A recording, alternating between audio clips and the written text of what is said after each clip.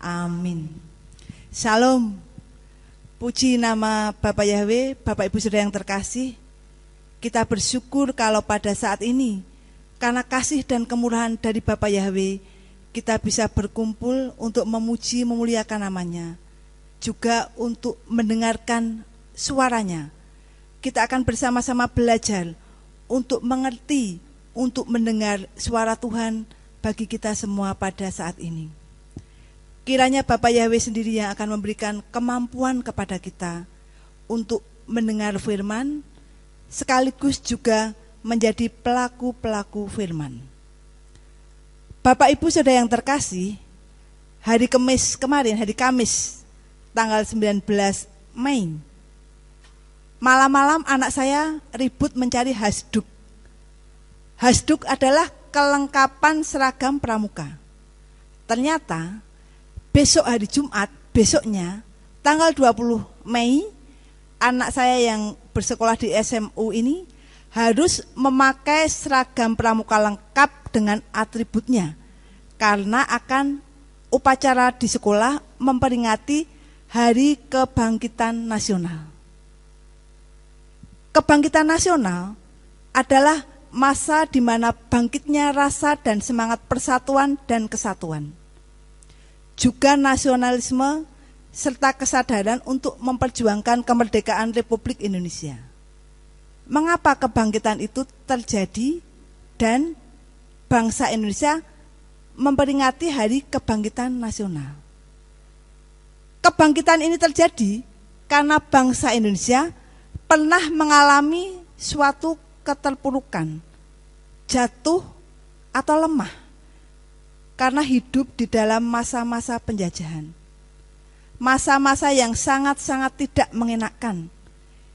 Hidup tertekan, ditindas, bahkan sebagai bangsa tidak bisa mengatur pemerintahan sendiri dan diatur oleh bangsa lain. Suatu keadaan bangsa yang menyedihkan, yang menyakitkan. Ketika bangsa Indonesia mengalami hal-hal demikian, keterpurukan, jatuh, berada di dalam penjajahan, ada suatu gerakan, suatu tindakan, kebangkitan yang dilakukan oleh tokoh-tokoh bangsa kita pada waktu itu untuk membebaskan bangsa ini dari penjajahan. Menjadi bangsa yang merdeka, yang berdaulat, yang bisa mengatur pemerintahannya sendiri tanpa campur tangan bangsa lain. Kebangkitan gerakan ini dimulai pada tanggal 20 Mei tahun 1908 yang terkenal dengan gerakan Budi Utomo. Dan saat ini tanggal 20 Mei kemarin bangsa Indonesia memperingati Hari Kebangkitan Nasional. Saya tidak akan memperpanjang tentang kebangkitan nasional bangsa kita, tetapi melalui firman Tuhan pada hari ini yang saya beri judul Bangkit Bersama Yesua. Biarlah ketika kita atau Tuhan izinkan sesuatu terjadi di dalam kehidupan kita, sehingga kita menjadi lemah, merasa gagal, merasa terpuruk, tidak berdaya, sakit. Melalui firman Tuhan pada saat ini, Tuhan mau supaya kita ini juga bangkit, melakukan suatu gerakan-gerakan atau tindakan-tindakan. Kita tidak berlarut-larut di dalam kelemahan dan keterpurukan, tetapi kita mau bangkit bersama Yesua, menjadi pribadi-pribadi yang lebih baik, baik dalam tutur kata kita, perbuatan kita, tingkah laku kita, bangkit menjadi pribadi-pribadi yang baik sesuai kehendak Bapak Yahweh. Puji Bapak Yahweh, kalau pada saat ini Bapak Ibu Saudara mengalami hal-hal yang penuh sukacita, mengalami hal-hal yang membahagiakan, damai sejahtera, puji Bapak Yahweh. Tetapi ketika Tuhan izinkan kelemahan, keterpurukan itu terjadi, Tuhan mau kita bersama-sama bangkit bersamanya. Di dalam kitab suci ada beberapa tokoh-tokoh yang juga melakukan gerakan ataupun tindakan-tindakan untuk menjadi pribadi-pribadi yang lebih baik, yang berkenan kepada Bapak Yahweh, menjadi pribadi-pribadi yang lebih baik lagi di dalam Tuhan. Kita akan lihat yang pertama, Musa atau Mose. Kita baca di dalam Keluaran 4 ayat 10 sampai 12. Saya akan bacakan untuk Bapak Ibu Saudara yang saya kasihi. Namun Mose berkata kepada Yahweh, "Oh Tuhan, aku ini bukanlah seorang yang pandai bicara, dahulu pun tidak, juga sebelumnya. Bahkan sejak engkau berfirman kepada hambamu ini pun tidak, sebab aku ini berat mulut dan berat lidah." Lalu berfirmanlah Yahweh kepadanya, "Siapakah yang menetapkan mulut bagi manusia? Atau siapakah yang menetapkan seseorang bisu, atau tuli, atau melihat, atau buta? Apakah bukan aku Yahweh?" Ayat yang ke-12. "Dan sekarang pergilah, dan aku ada bersama mulutmu, dan akan mengajar engkau apa yang harus kau katakan." Kalau kita lihat tokoh yang pertama, Musa atau Mose, dia adalah pribadi yang minder. Kalau kita baca di dalam ayat yang ke-10 tadi dijelaskan bahwa sebab aku ini berat mulut dan berat lidah. Berat mulut ataupun berat lidah itu artinya orang yang tidak pandai bicara, atau bisa dikatakan orang yang susah bicara. Mungkin kalau tidak ditanyai juga tidak bicara, cenderung pendiam, tidak bisa bicara panjang lebar. Ketika Bapak Yahweh utus Mose untuk memimpin bangsa Israel keluar dari Mesir, dia merasa tidak mampu, merasa minder. Tetapi Bapak Yahweh kuatkan, dan bersama Bapak Yahweh, Musa menjadi pemimpin yang berkarisma, menjadi pemimpin bangsa Israel yang membawa bangsa Israel keluar dari Misraim. Yang kedua, kita akan belajar tokoh kitab suci yang kedua, Gideon. Kita baca di dalam Hakim-Hakim 6 ayat 14 sampai 16. Demikian firman Bapak Yahweh. Maka Yahweh berpaling kepadanya dan berfirman, "Pergilah dengan kekuatanmu ini, dan engkau akan menyelamatkan Israel dari tangan orang Midian. Bukankah aku mengutus engkau?" Namun dia menjawab kepadanya, "Ya Tuanku, dengan apakah aku akan menyelamatkan Israel? Ketahuilah, kaumku adalah yang paling lemah di antara suku Manase, dan aku pun yang paling muda di dalam rumah ayahku." Namun Yahweh berfirman kepadanya, "Sebab aku ada bersama engkau, maka engkau akan memukul orang Midian itu seperti seorang pria." Gideon adalah pribadi yang penakut. Dia merasa sebagai orang yang muda yang tidak bisa apa-apa, bahkan berasal dari suku yang lemah di antara saudara-saudaranya, dari suku Manase. Tetapi ketika Bapak Yahweh berfirman kepadanya untuk memimpin bangsa Israel berperang melawan orang Midian, Gideon yang semula takut, Gideon yang penakut, dia mau berubah. Dia mau dipakai oleh Bapak Yahweh untuk membawa bangsa Israel berperang melawan orang Midian. Ketika Gideon melakukan apa yang menjadi kehendak Bapak Yahweh untuk berubah dan melakukan sesuatu, akhirnya Gideon pun bisa mengalahkan orang Midian.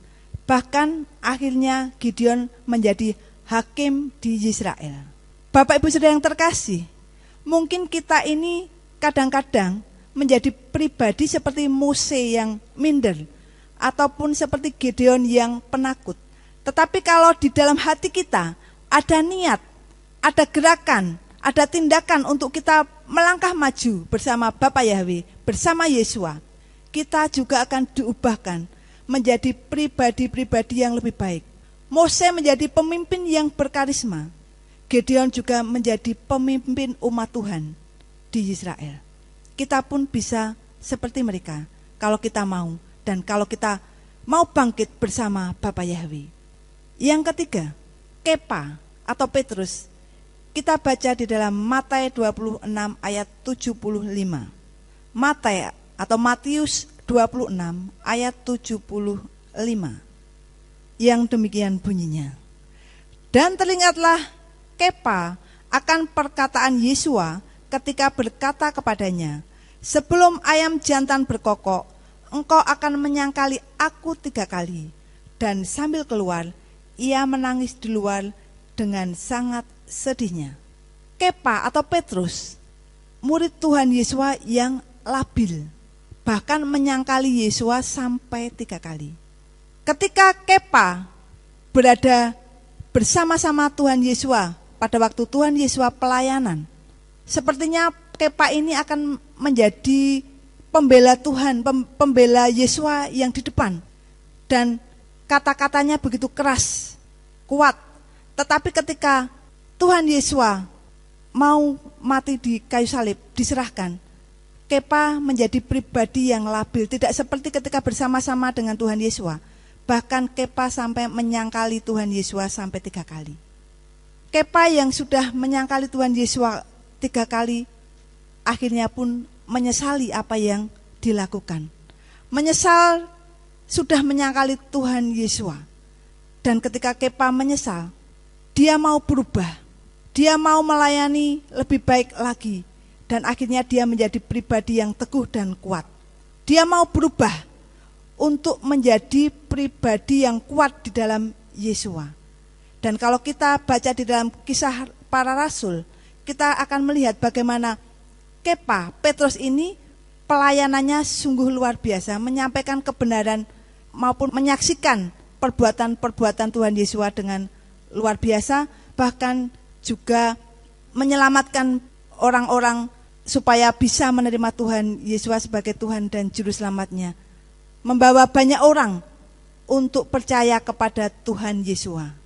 Kepa menjadi penginjil yang luar biasa yang dipakai oleh Tuhan untuk memenangkan banyak jiwa. Yang keempat, Paulus atau Polos. Kita baca di dalam Kisah Rasul 8 ayat 1 sampai 3. Dan Saulus pun menyetujui pembunuhan terhadapnya, dan pada hari itu terjadilah penganiayaan besar atas gereja di Yerusalem. Dan mereka semua kecuali para rasul tercerai-berai ke seluruh negeri Yudea dan Somron. Dan orang-orang saleh menguburkan Stefanus, dan mereka melakukan ratapan besar atasnya. Namun Saulus terus memporak-porandakan gereja dengan memasuki rumah demi rumah, sambil menyeret baik pria maupun wanita. Dia menyerahkan mereka ke dalam penjara. Bapak Ibu Saudara yang terkasih, Paulus atau Polos yang sebelumnya kita kenal dengan nama Saulus adalah penganiaya jemaat Tuhan. Dia melakukan hal-hal yang sadis, mungkin saya katakan seperti itu. Dia tidak segan-segan menyeret baik pria maupun wanita, menganiaya mereka, bahkan tidak segan-segan menyerahkan mereka ke dalam penjara. Polos begitu membenci umat Tuhan.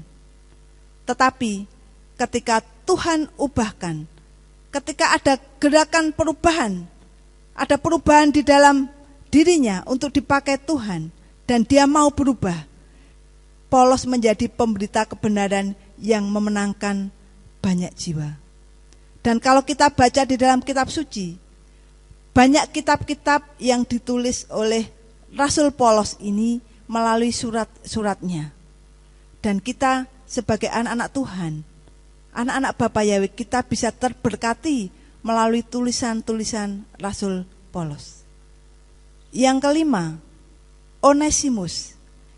Kita akan baca di dalam Filemon 1 ayat 10 sampai 12. Filemon 1 ayat 10 sampai 12. Saya akan bacakan.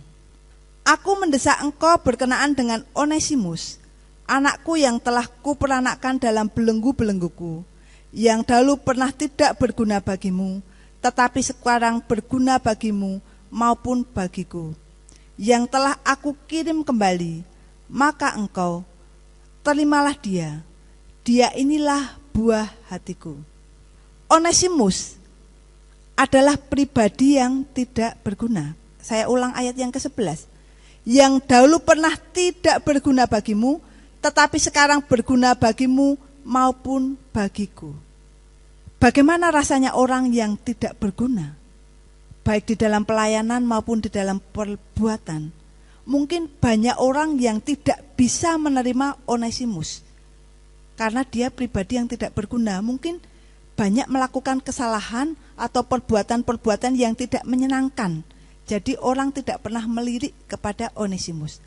Tetapi Rasul Paulus melalui suratnya kepada Filemon menitipkan dia dan mengatakan ayat yang ke-12, yang telah aku kirim kembali, maka engkau terimalah dia.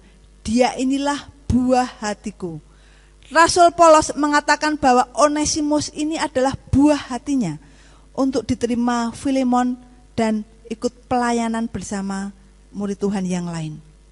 Buah hati adalah orang yang dikasihi, orang yang disayangi.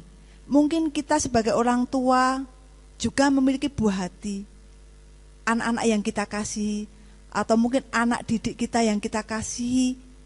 Kita mengasihi dia dan mengatakan dia ini buah hati kita. Seperti Paulus mengatakan Onesimus ini adalah buah hatinya. Tentu saja sebagai buah hatinya, Onesimus adalah menjadi pribadi yang menyenangkan, yang berguna, yang menyenangkan Paulus, bahkan perbuatan-perbuatannya baik, menjadi kekasih Paulus. Biar di dalam kehidupan kita, ketika kita pun merasa menjadi pribadi yang tidak berguna, yang tidak bisa apa-apa, tetapi kalau kita mau berubah, kita mau melakukan suatu gerakan atau tindakan untuk menjadi pribadi yang baik, Tuhan Yesus mau bangkit bersama kita. Kita mau bangkit bersama Tuhan Yesus menjadi pribadi yang lebih berguna, yang lebih baik.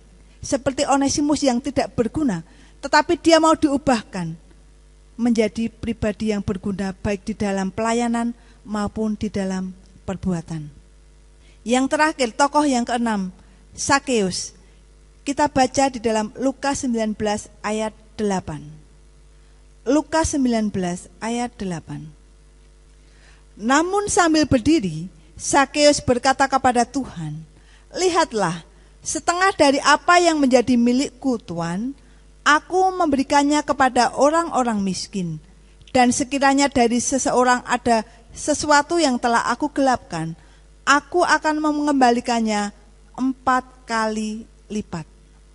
Sakeus yang kita kenal sebagai pemungut cukai, dia ini terkenal sebagai pribadi yang kikir, yang pelit, bahkan tidak mempedulikan orang lain. Yang penting orang lain membayar pajak, gitu aja. Tetapi ketika Sakeus berjumpa dengan Tuhan Yesus, ada perubahan yang terjadi di dalam kehidupannya, di dalam hatinya, di dalam pribadinya. Ada suatu gerakan yang mengubah dia menjadi pribadi yang lebih baik. Ketika Sakeus berjumpa dengan Tuhan Yesus, akhirnya Sakeus menjadi pribadi yang murah hati. Kalau sebelumnya, mana mau dia memperhatikan orang lain maupun berbagi sama orang lain. Tetapi akhirnya Sakeus bisa menjadi pribadi yang murah hati. Bahkan di sini dikatakan, Sakeus berkata, "Setengah dari apa yang menjadi milikku, Tuhan, aku memberikannya kepada orang-orang miskin. Dan sekiranya dari seseorang ada sesuatu yang telah aku gelapkan, aku akan mengembalikannya 4 kali lipat." Nah, kita perhatikan, setengah harta dari Sakeus dibagi-bagi kepada orang miskin. Dia menjadi orang yang murah hati, yang berbagi kepada orang lain yang lebih membutuhkan, yang miskin. Bahkan orang-orang yang pernah dirugikan digantinya 4 kali lipat. Sungguh luar biasa perubahan yang terjadi pada pribadi Sakeus ini. Bapak Ibu Saudara yang terkasih, ketika bangsa Indonesia mengalami gerakan-gerakan pergerakan nasional, ketika Tuhan izinkan sesuatu terjadi di dalam kehidupan kita, kita ini menjadi pribadi yang lemah, yang merasa gagal, yang sakit, ataupun yang tidak berguna. Melalui firman Tuhan pada saat ini, Tuhan mau kita ini bangkit. kita melakukan gerakan-gerakan ataupun perubahan-perubahan di dalam hidup kita bersama dengan Tuhan Yesus. Apa yang harus dibangkitkan di dalam kehidupan kita supaya kita ini menjadi pribadi-pribadi yang lebih baik dan bisa dipakai oleh Tuhan? Yang pertama, kesetiaan kita. Yang harus dibangkitkan pertama kali adalah kesetiaan kita. Sudahkah kita setia di dalam Bapa Yahweh? Setia artinya berpegang teguh, artinya taat kepada Bapa Yahweh. Karena Bapa Yahweh itu setia. Kita baca di dalam 2 Timotius 2 ayat 13. 2 Timotius 2 ayat 13. Jika kita tidak setia, Dia tetap setia, karena Dia tidak dapat menyangkal dirinya sendiri. Tuhan kita adalah Tuhan yang setia.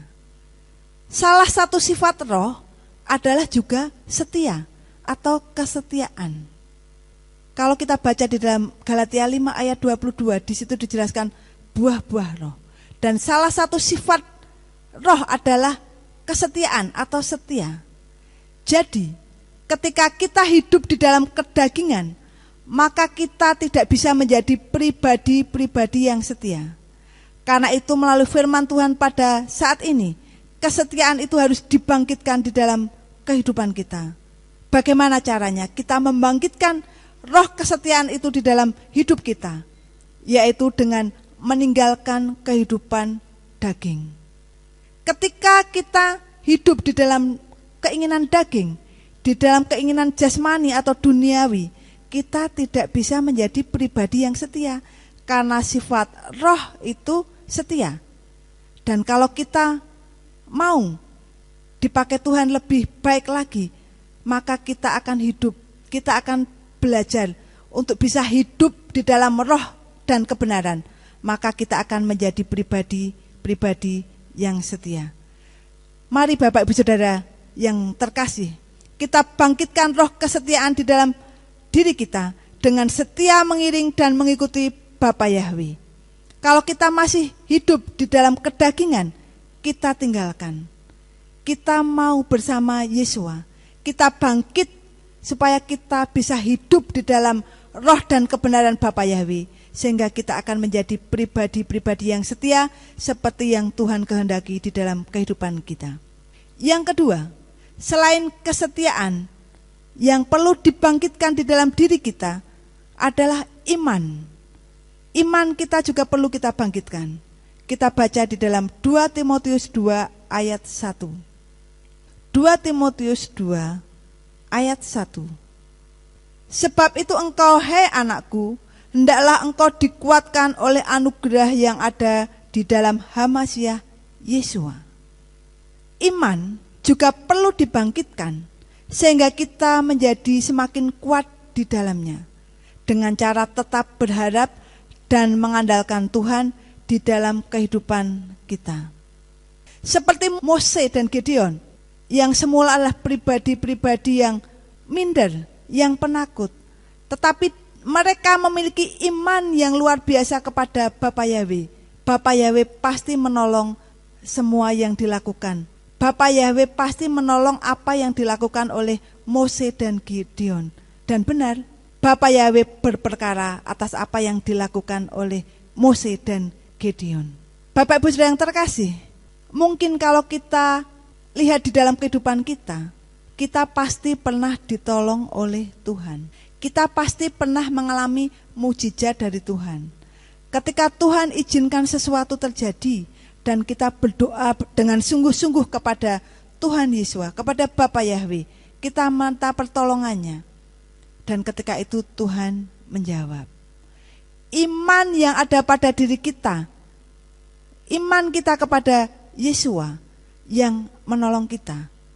Karena itu, ketika saat ini Bapak Ibu Saudara merasa sudah lama tidak merasakan pertolongan Tuhan, sudah lama tidak pernah merasakan mujizat Tuhan, mari kita koreksi di dalam pribadi kita masing-masing. Tuhan itu sama dari dulu, sekarang sampai selama-lamanya, tidak pernah berubah. Tuhan selalu ingin menolong kita. Mujizatnya juga bisa dinyatakan baik dulu, sekarang, sampai kapanpun mujizatnya itu tetap ada. Jadi ketika kita sudah lama tidak merasakan pertolongan atau merasa tidak pernah mendapatkan mujizat dari Tuhan, mari kita introspeksi diri kita.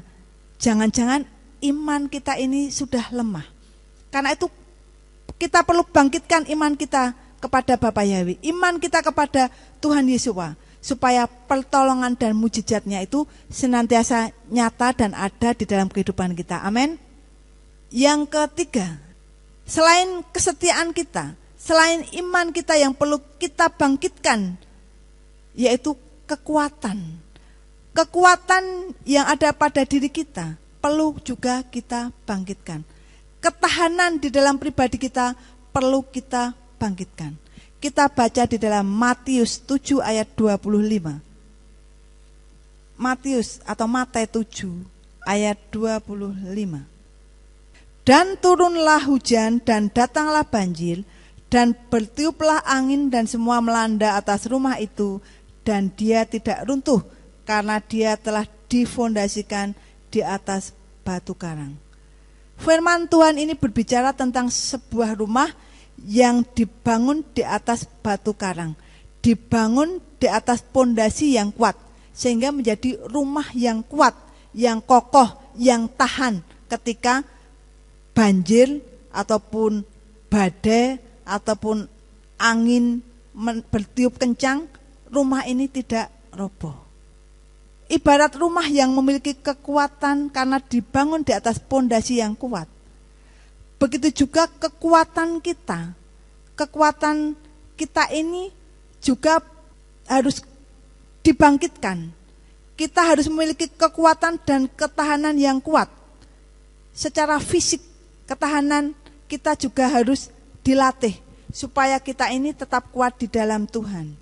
Bagaimana cara melatih kekuatan fisik kita? Kalau kita lihat seorang tentara, dia ini kuat berlari mengitari radius berapa kilo gitu ya. Mungkin kalau kita lihat di sini, tentara bisa berlari mengelilingi Ambarawa dengan kuat ya, dengan tidak berhenti begitu. Mengapa tentara ini kuat? Karena suka berlatih. Dia sering berlatih, mungkin berlari, berenang. Jadi ketika harus berlari mengelilingi Ambarawa, mungkin seperti itu, dia akan kuat. Tetapi kalau kita ini bukan seperti tentara ya. Mungkin kalau kita disuruh mengelilingi Ambarawa ataupun mungkin mengelilingi dari Turonggo sampai sini atau begitu saja, tidak mengelilingi Ambarawa, berlari dari lapangan Turonggo sampai gereja sini, kita akan merasa capek dan pegal-pegal karena fisik kita tidak pernah dilatih.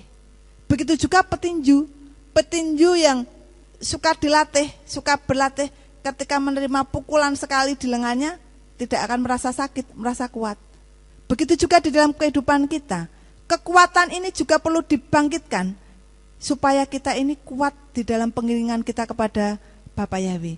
Setiap jam-jam ibadah yang Tuhan sudah tentukan, mari kita juga datang beribadah kepada Tuhan.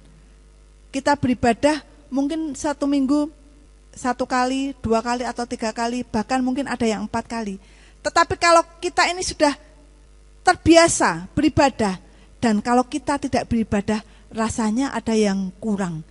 Ada yang kurang di dalam kehidupan kita. Karena kita sudah membiasakan diri untuk beribadah kepada Bapa Yahweh. Jadi kita kuat ketika kita harus selalu beribadah, memperbanyak waktu ibadah kita kepada Tuhan, kita ini kuat. Dan ketika kita tidak beribadah, kita merasa tidak tenang dan ada sesuatu yang kurang. Begitu juga kekuatan mental. Kekuatan mental kita ini juga perlu dibangkitkan. Selain kekuatan fisik kita, supaya kita kuat, juga kekuatan mental. Kekuatan mental yang dimaksud adalah kuat di dalam menahan emosi, menahan godaan, menahan amarah. Itu yang Tuhan kehendaki. Bagaimana kita bisa memiliki kekuatan-kekuatan itu? Yaitu dengan berdoa. Kita baca di dalam Matius 26 ayat 36 sampai 39. Matius 26 ayat 36 sampai 39.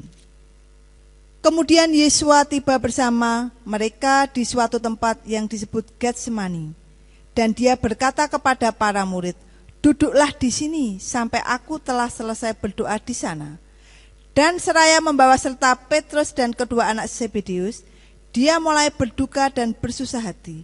Lalu dia berkata kepada mereka, "Jiwaku sangatlah berduka sampai pada kematian. Tinggallah di sini dan berjaga-jagalah bersamaku." Dan setelah maju sedikit, dia tersungkur dengan wajahnya seraya berdoa dan berkata, "Bapakku, jika mungkin, lalukanlah cawan ini daripadaku, tetapi bukanlah seperti yang aku kehendaki, melainkan seperti yang Engkau kehendaki." Tuhan Yesus mendapatkan kekuatan untuk menyelesaikan tugasnya di bumi ini sebelum mati di kayu salib dengan berdoa. Sumber kekuatan kita adalah Bapa Yahweh. Tuhan Yesus pun berdoa kepada Bapa Yahweh supaya Tuhan Yesus mendapatkan kekuatan untuk menyelesaikan tugasnya, untuk menggenapi firman. Kalau kita baca di dalam ayat yang ke-44, dan setelah meninggalkan mereka sambil maju lagi, dia berdoa untuk ketiga kalinya dengan mengucapkan perkataan yang sama. Tuhan Yesus berdoa sampai 3 kali dengan ucapan yang sama. Sumber kekuatan kita adalah Bapa Yahweh. Hendaklah kita ini selalu melekat kepada Bapa Yahweh, supaya kita ini selalu dikuatkan, supaya kita semakin kuat di dalamnya. Ketika sesuatu terjadi, kelemahan terjadi, mari kita bangkit bersama Tuhan dengan berdoa supaya kita mendapatkan kekuatan seperti yang Tuhan kehendaki, baik kekuatan fisik maupun kekuatan mental. Saya mau memberi kesaksian sedikit tentang kekuatan mental, gini ya. Bagaimana kita ini bisa menghadapi, menahan emosi, bisa menahan godaan atau amarah. Beberapa waktu yang lalu ketika kakak ipar saya menikah, Mbak Tri dan Pak Joko Rianto menikah, dan saya juga ikut berbahagia bersamanya dengan membantu-bantu di rumah. Banyak orang-orang saudara-saudara kami yang datang, juga tetangga kanan kiri yang ikut berbahagia bersama kami. Nah, pada waktu itu ketika saya berada di rumah kakak saya ini, pada acara pernikahan ini, saya berkesempatan menikmati makan malam bersama orang kampung ya. Orang kampung, saya duduk bersama Ibu A. Di belakang kami duduk Ibu B. Ketika kami sedang makan bersama, sambil ngobrol-ngobrol, Ibu A ini membicarakan Ibu B yang duduk di belakang kami, menjelek-jelekan terus, menceritakan yang jelek-jelek, menjelek-jelekan B. Saya sampai heran, bagaimana mungkin Ibu A ini berkata jelek-jelek tentang B, padahal B tepat duduk di belakang kami. Suaranya juga tidak pelan-pelan, tapi agak kencang, seolah-olah disengaja supaya Ibu B mendengar. Saya sampai kaget dan tidak berkomentar, karena ada 2 orang, yang satu di samping saya yang menjelekkan, yang satunya di belakang saya yang dijelek-jelekan. Ketika si Ibu B ini pergi, saya bertanya kepada Ibu A, "Bu, tadi kok menjelek-jelekan B sedemikian rupa, padahal B ada di belakang kita. Bagaimana kalau Ibu B ini mendengar apa yang Ibu A sampaikan?"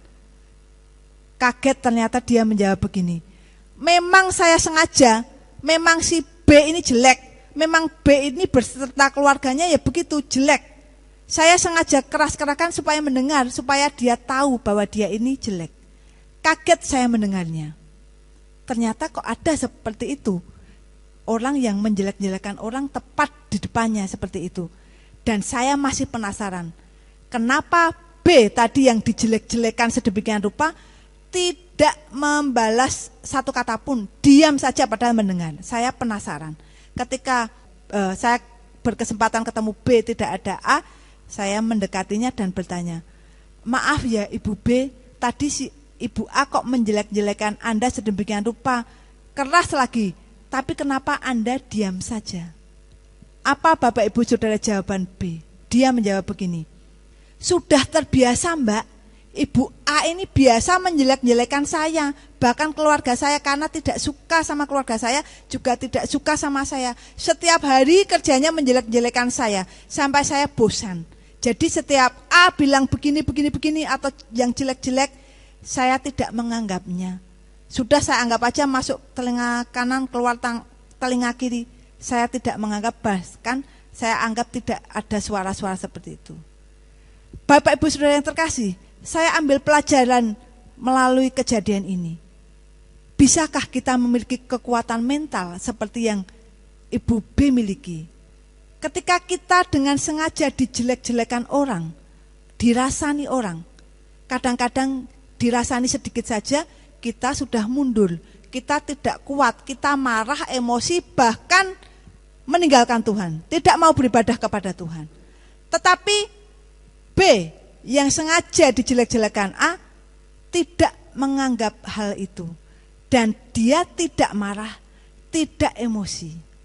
Bapak Ibu Saudara yang terkasih, ketika kita mau bangkitkan kekuatan di dalam hidup kita, kekuatan di dalam diri kita, baik kekuatan fisik maupun mental, dan kalau kita mau bangkit bersama Tuhan Yesus, maka kita juga akan menjadi pribadi-pribadi yang lebih baik, yang kuat secara fisik untuk tetap beribadah kepadanya, juga kuat secara mental, supaya kita ini bisa kuat di dalam menahan emosi, godaan, dan amarah. Kita bisa menjadi pribadi-pribadi yang sabar. Yang keempat, yang perlu dibangkitkan lagi selain kesetiaan, iman, dan kekuatan kita, yaitu semangat kita. Masihkah kita memiliki semangat di dalam Bapa Yahweh? Semangat artinya bergairah. Ada kemauan yang kuat di dalam diri kita untuk terus berjuang, untuk terus maju. Kita baca di dalam Roma 12 ayat 11. Roma 12 ayat 11. Dengan kerajinan yang tidak kendor, dengan bernyala-nyala dalam roh, dengan menghambakan diri kepada Tuhan.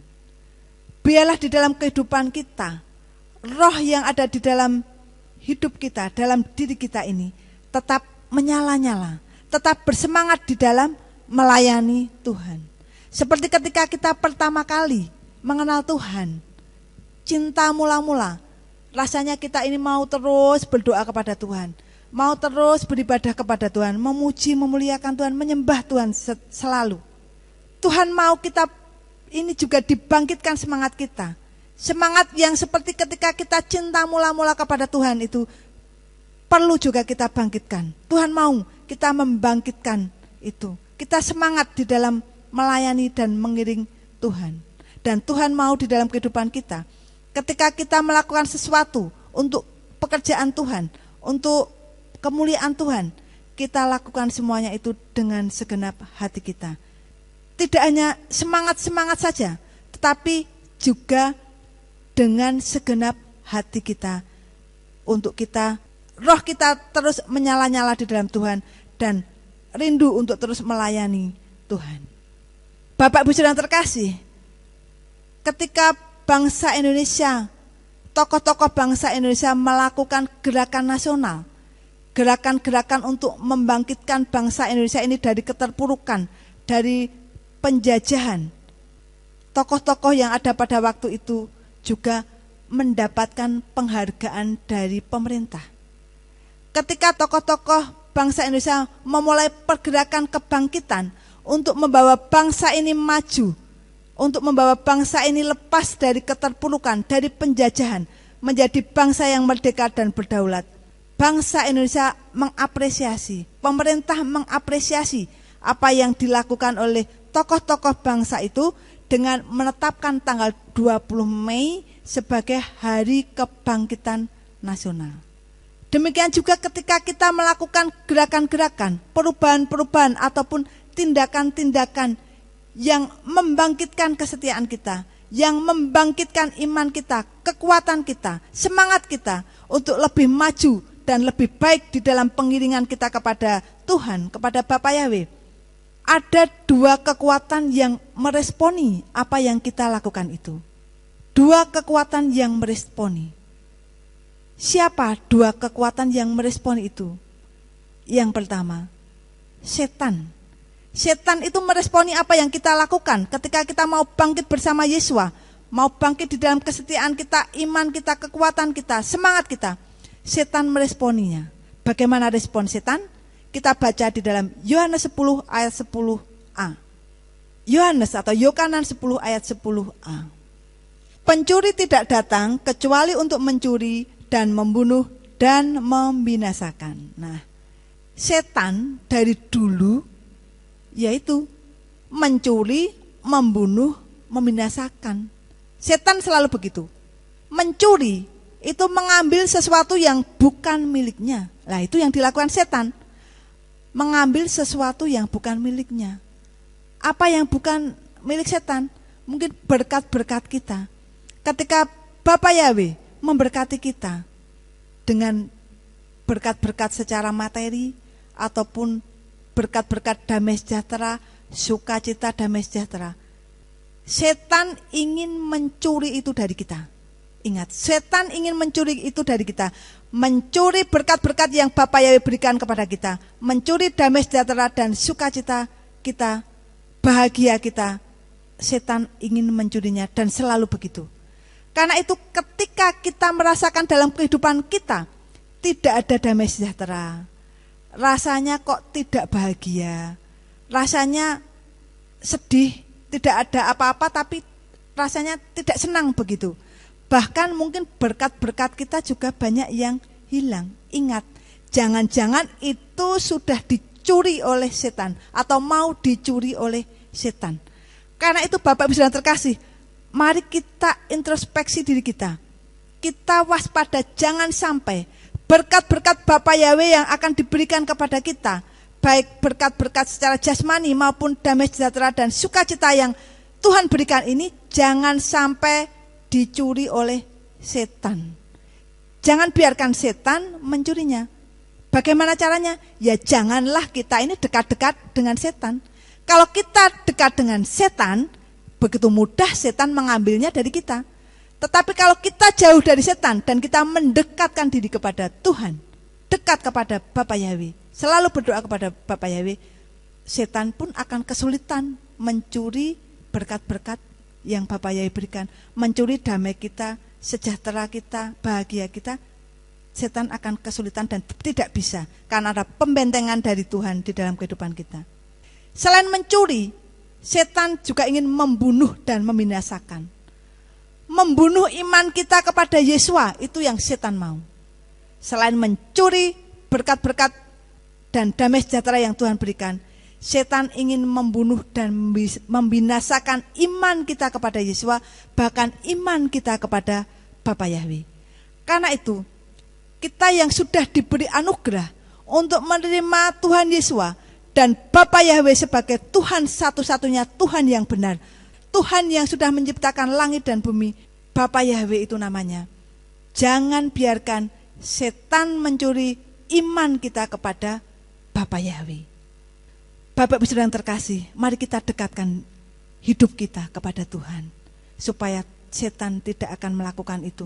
Setan tidak bisa melakukan itu di dalam kehidupan kita, mencuri berkat-berkatnya dan membunuh maupun membinasakan iman kita kepada Bapa Yahweh. Yang kedua, ketika kita melakukan pergerakan untuk lebih baik lagi di dalam Tuhan, untuk bangkit bersama Yesua, selain yang pertama setan yang meresponi, yang kedua siapa yang meresponi? Tuhan Yesua sendiri. Bagaimana Tuhan Yesua meresponi? Kita baca di dalam Yohanes atau Yohanan 10 ayat 10b. Aku datang supaya mereka memperoleh hidup dan memperolehnya berkelimpahan. Aku, Yesua, datang supaya mereka memperoleh hidup dan memperolehnya berkelimpahan. Nah, respon Tuhan Yesua di dalam kehidupan kita. Kalau kita ini mau bangkit bersamanya, membangkitkan iman, kesetiaan, kekuatan, dan semangat kita, Tuhan Yesus akan memberikan kepada kita hidup yang berkelimpahan. Seringkali orang berpikir hidup yang berkelimpahan itu identik dengan hidup yang penuh dengan kelimpahan materi. Biasanya orang berpikir seperti itu. Tetapi Tuhan Yesus berfirman bahwa Tuhan tidak hanya memberikan kita kelimpahan secara materi, tetapi kelimpahan di dalam penyertaan Tuhan di dalam kehidupan kita. Penyertaan Tuhan di dalam kehidupan kita sehari-hari juga akan melimpah-limpah. Kita akan berlimpah-limpah menikmati penyertaan Tuhan di dalam kehidupan kita. Apa yang kita lakukan, apa yang kita perbuat, apa yang kita kerjakan, ketika Tuhan menyertai kita, maka kita akan mendapatkan kemudahan, kelancaran, kesuksesan, damai, dan melakukan semuanya itu dengan enak, dengan baik. Itu juga yang dimaksud dengan kelimpahan yang Tuhan berikan. Selain kelimpahan materi, Tuhan juga akan menyertai kita, memberikan kelimpahan di dalam penyertaan Tuhan di dalam kehidupan kita. Selain Tuhan memberikan kelimpahan dan penyertaannya, Tuhan itu juga akan menjauhkan kita dari penyakit. Kita baca di dalam Keluaran 23 ayat 25. Keluaran 23 ayat 25. Demikian firman Bapa Yahweh. Dan kamu harus beribadah kepada Yahweh Elohimmu, maka Dia pasti memberkati roti makananmu dan air minumanmu, dan aku pasti menjauhkan penyakit dari antaramu. Sungguh luar biasa firman Tuhan di dalam Keluaran 23 ayat 25. Tuhan akan menjauhkan kita dari penyakit. Orang yang sehat bisa melakukan segala aktivitas. Orang yang sehat dan jauh dari penyakit bisa melakukan segala aktivitas dengan baik. Bahkan mungkin tidak ada pantangan-pantangan terhadap makanan-makanan tertentu. Itu orang yang sehat. Tentu saja kita juga tidak akan makan sesuatu secara berlebihan, karena sesuatu yang berlebihan itu juga tidak baik. Tetapi ketika kita bisa menikmati, melakukan segala aktivitas kita dengan baik, itu adalah suatu anugerah yang Tuhan berikan. Bahkan Tuhan di sini dikatakan, maka Dia pasti memberkati roti makananmu dan air minumanmu. Bahkan Bapa Yahweh sendiri yang akan memberkati makanan kita, minuman kita, menjauhkan kita dari sakit penyakit, memberkati makanan kita sehari-hari. Syaratnya yaitu kita harus beribadah hanya kepada Yahweh Elohim saja. Sudahkah kita hanya beribadah kepada Bapa Yahweh saja? Dan benarkah kita hanya beriman kepada Dia saja dan tidak menduakan Tuhan Yahweh? Tuhan Yesus berjanji akan memberikan kepada kita hidup yang berkelimpahan. Kelimpahan dengan penyertaannya, dengan menjauhkan kita dari sakit penyakit, memberkati makanan kita, minuman kita. Syaratnya kita harus tetap beribadah kepada Yahweh Elohim kita. Selain Tuhan memberikan hidup yang berkelimpahan di dalam kehidupan kita, Tuhan Yesus juga akan turut bekerja di dalam apa yang kita lakukan. Tuhan turut bekerja atas apa yang kita lakukan. Kita baca di dalam Roma 8 ayat 28. Dan kita mengetahui bahwa segala sesuatu bekerja bersama-sama untuk kebaikan bagi mereka yang mengasihi Elohim, yaitu bagi mereka yang terpanggil sesuai dengan rencananya. Ketika kita melakukan suatu pergerakan ataupun perubahan di dalam hidup kita, supaya kita bangkit bersama dengan Tuhan Yesus, selain Tuhan Yesus akan memberikan kepada kita hidup yang berkelimpahan, Tuhan juga akan turut bekerja atas apa yang kita lakukan. Apapun yang kita lakukan, Tuhan turut bekerja. Tuhan bercampur tangan. Beberapa waktu yang lalu, saya mau bersaksi sedikit. Beberapa waktu yang lalu ketika saya ini bekerja, Saya ini kan bekerja di sebuah dealer, jadi bekerja sama dengan leasing begitu. Ketika saya harus menjual salah satu produk kami yang harganya agak tinggi, yaitu motor besar gitu aja ya. Ketika kami ini akan menjual motor besar kan jarang-jarang laku, tidak seperti motor niaga yang lain. Ketika itu ada seorang konsumen yang akan membeli motor tersebut secara kredit dengan DP 10 juta. Karena motor ini jarang laku dan harganya juga di atas 50 juta, supaya saya tidak salah langkah, saya konfirmasi kepada pimpinan saya masalah DP. Benar enggak motor ini bisa di DP 10 juta begitu? Pimpinan saya menjawab, bisa. Begitu setelah beliau berkoordinasi dengan pimpinan leasing. Nah, singkat cerita, konsumen ini bisa kami proses ACC dan motor dikirim dengan DP 10 juta. Sehari berikutnya saya pun melakukan tugas pekerjaan saya seperti biasa. Saya input fakturnya untuk nama STNK, saya input tagihan leasing berapa supaya ditagihkan ke leasing yang sudah ACC konsumen ini. Tiba-tiba saya ditelepon dari leasing yang membiayai kredit konsumen ini. Ternyata untuk produk yang sudah saya kirim itu tidak bisa di DP 10 juta. Tetapi ada perubahan dan minimal DP yang harus diserahkan adalah 15 juta. Ada selisih 5 juta. Tentu saja motor sudah diproses, konsumen sudah diproses, motor sudah dikirim, tetapi ada perubahan 5 juta. Kaget saya. Bagaimana bisa terjadi? Saya sudah koordinasi dengan pimpinan saya, begitu juga dengan leasing, tetapi ada selisih 5 juta. Pikir saya waktu itu, pasti ini kalau konsumen disuruh menambah DP 5 juta pasti batal. Motor juga bisa saja dikembalikan. Dan ketika itu pimpinan saya menugaskan saya untuk menjumpai konsumen tersebut supaya mau menambah DP lagi 5 juta, angsuran disesuaikan. Secara manusia, saya ini merasa sudah melakukan tugas saya sebaik-baiknya. Tetapi kok masih salah juga, masih keliru. Tetapi sebagai karyawan, kita ini juga harus taat kepada pimpinan. Saya pun pergi ke rumah konsumen, disertai oleh seorang teman dari leasing yang membiayai kredit ini. Ketika saya sampai ke rumah konsumen, tentu saja konsumen juga kaget bagaimana atau kenapa saya ini sampai ke rumahnya, pasti ada sesuatu yang terjadi. Ya, sebelumnya saya berbahasa basi sedikit, saya mengucapkan terima kasih Bapak Ibu sudah berkenan memakai produk kami dan membeli produk kami.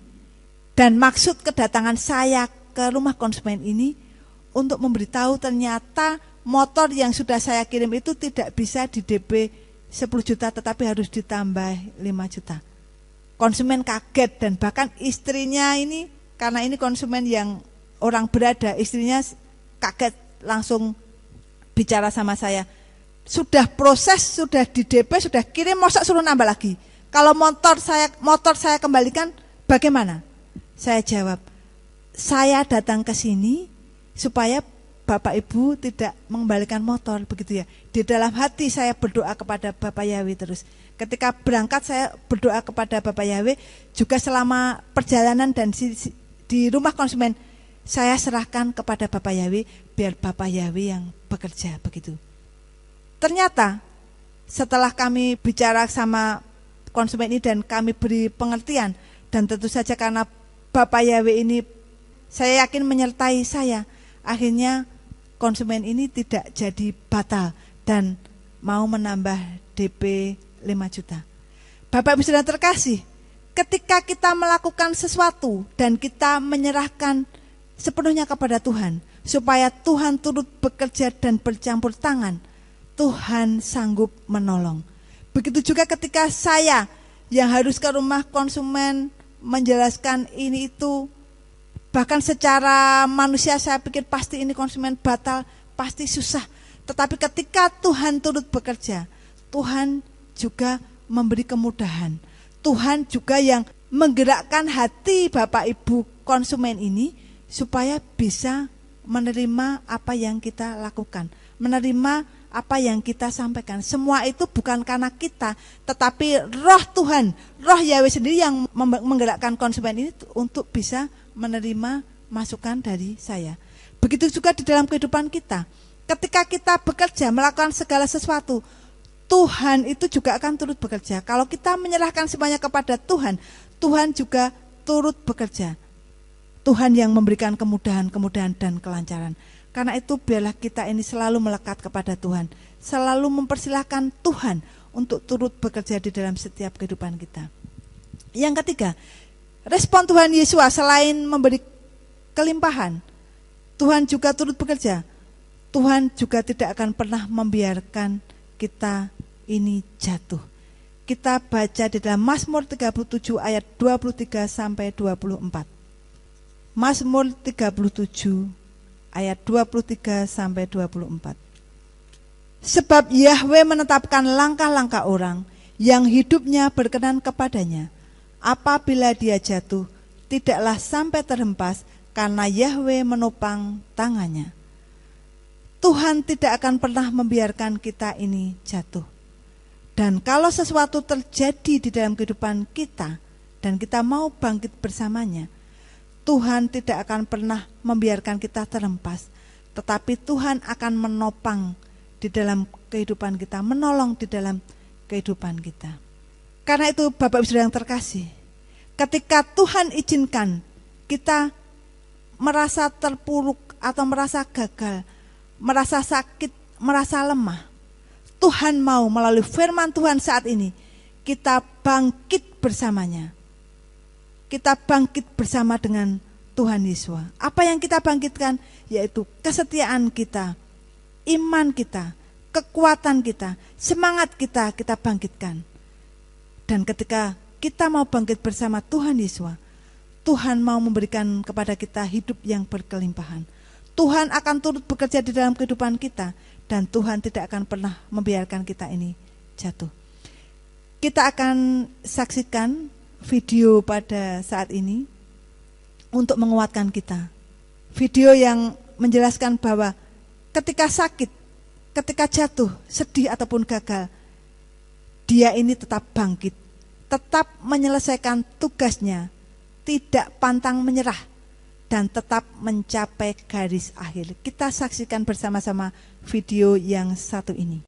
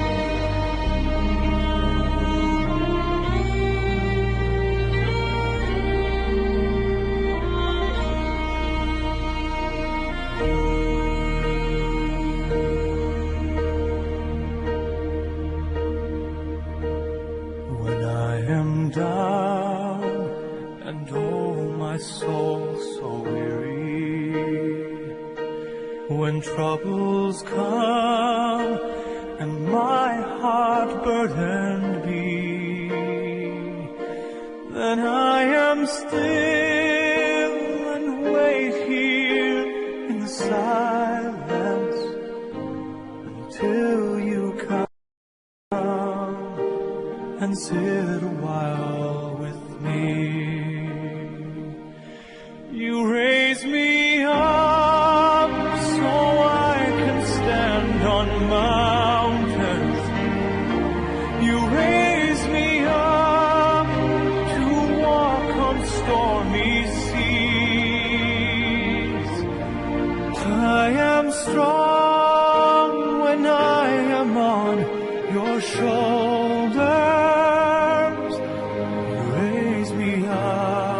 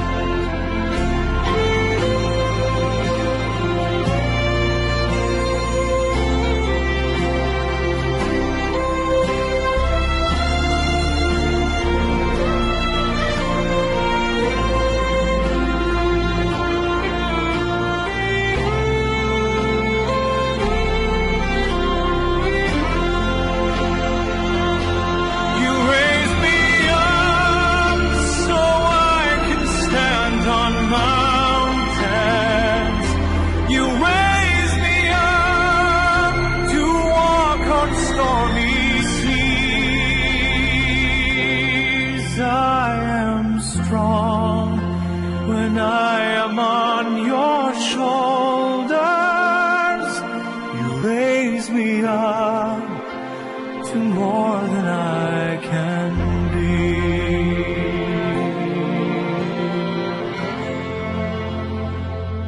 You raise me up so I can stand on mountains. You raise me up to walk on stormy seas. I am strong when I am on your shoulders. Raise me up to more than I can be. You raise me up so I can stand on mountains. You raise me up to walk on stormy seas. I am strong when I am on your shoulders. You raise me up to more than I can be. Bapak Ibu Saudara yang terkasih, biarlah melalui firman Tuhan pada hari ini, sekali lagi ketika Tuhan izinkan kita belum berhasil, kita gagal, kita belum bisa menjadi juara, kita terjatuh, kita mengalami sakit, tetapi Tuhan mau kita tetap bangkit dalam iman dan kesetiaan kita. Kita tetap kuat dan semangat untuk tetap maju dan setia kepada Tuhan Yesus. Setia sampai akhir. Setia pengiringan kita sampai Tuhan panggil kita. Dan setia sampai Tuhan datang kembali untuk yang kedua kali. Biarlah Tuhan tetap mendapati kita, tetap setia di dalamnya. Karena Tuhan yang akan memberikan mahkota kehidupan di dalam kehidupan kita. Biarlah kiranya firman Tuhan saat ini memberkati kita semua. Bapa Yahweh memberkati. Amin untuk firman Tuhan.